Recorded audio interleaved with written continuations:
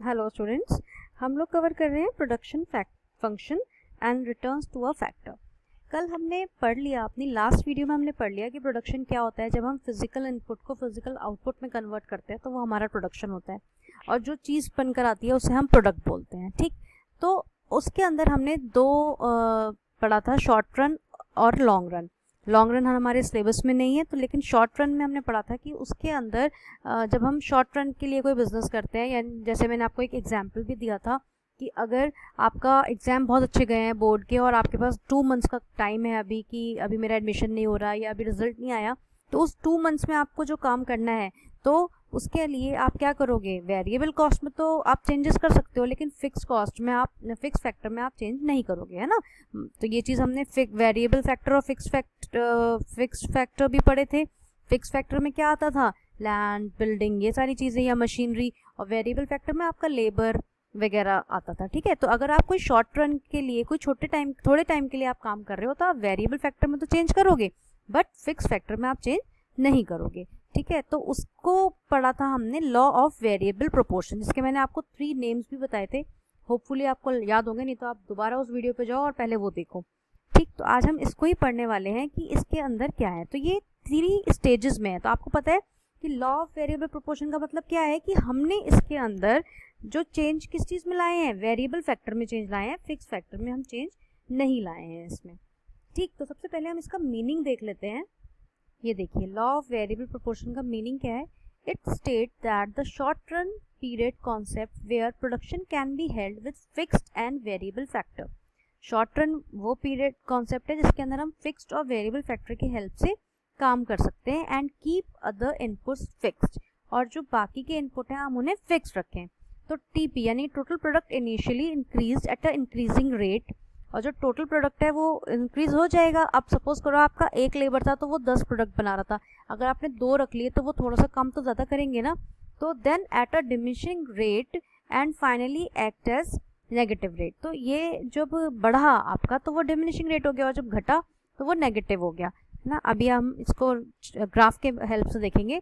इसके एजम्पशंस देख लो। It is based on short run period. हमारा ये शॉर्ट रन पीरियड आपको पता ही है, लॉन्ग रन तो हमारे सिलेबस में ही नहीं है।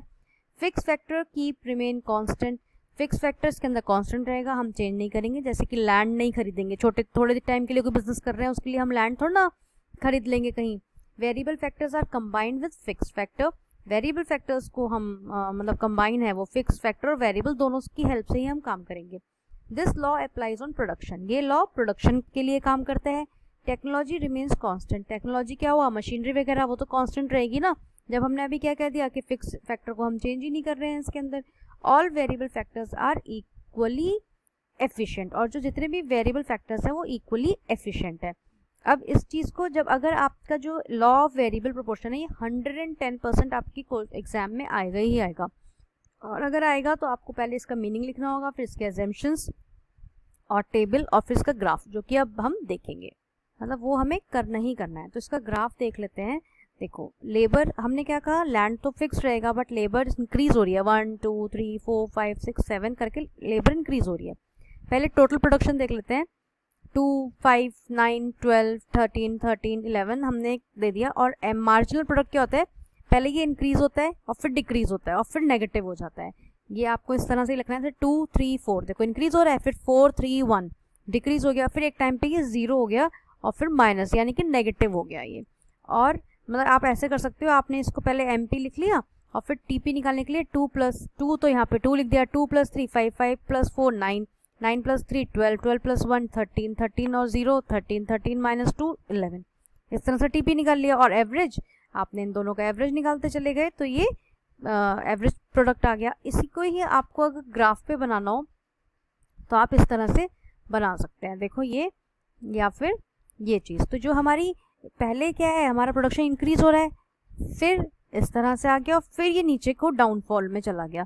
तो ये अलग अलग स्टेजेस हैं, ये स्टेज 1, ये स्टेज 2 और ये स्टेज 3। तो अभी मैंने आपको जो चार्ट दिखाया था वो तो था ही। तो लॉ ऑफ वेरिएबल प्रोपोर्शन क्या है, the law state that when more and more units of variable factors are employed to increase the output, initially output increases at an increasing rate and finally fall. जब हम labour introduce करते रहते हैं सामान बनाने के लिए, तो ग्रेजुअली ये हमारा इंक्रीज होता रहता है, लेकिन एक टाइम के बाद ये फॉल होना शुरू हो जाता है। तो जो स्टेज 1 होती है उसे बोलते हैं stage of increasing return two factor. TP increases at increasing rate in the initial phase as more and more units of variable factors are employed with fixed factor। ठीक है, क्योंकि बहुत सारे मतलब नए नए हमने एम्प्लॉयज़ रखे, हमारा फिक्स फैक्टर तो वही था, लेकिन इससे क्या हुआ, हमारा जो प्रोडक्शन था वो इंक्रीज हो गया।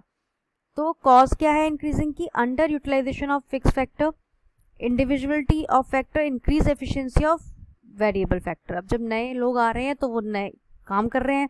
ठीक है, सेकेंड स्टेज क्या है?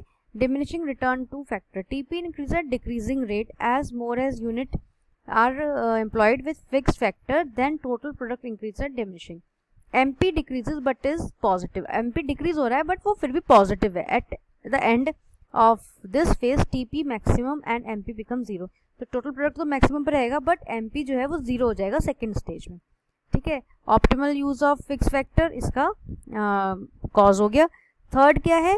टीपी फॉल्स, नहीं नेगेटिव हो गया क्योंकि टीपी जो था वो गिर गया। As more as units of variable factor are employed factor, total production start decreasing and marginal product become zero. मतलब जैसे जैसे ये अभी तक तो बढ़ रहा था लेकिन फिर नीचे गिरना शुरू हो गया। देखो इस मैक्सिमम पे आके नीचे गिरना शुरू हो गया और ये एमपी तो नेगेटिव ही हो गया। ये हमारी थर्ड स्टेज होती है जिसमें ये नेगेटिव हो जाता है। ठीक है, अब इसका क्या रीज़न होता है? पुअर कोऑर्डिनेशन और over utilization of factor. Over utilization हो जाए तो भी। ठीक है, तो ये क्या है, हमने अभी क्या पढ़ा? हमारा law of diminishing factor, proportion आप कह सकते हो।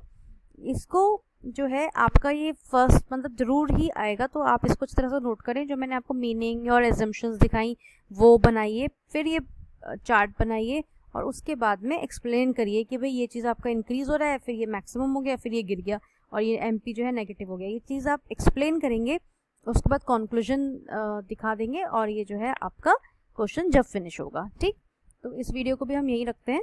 Thank you so much.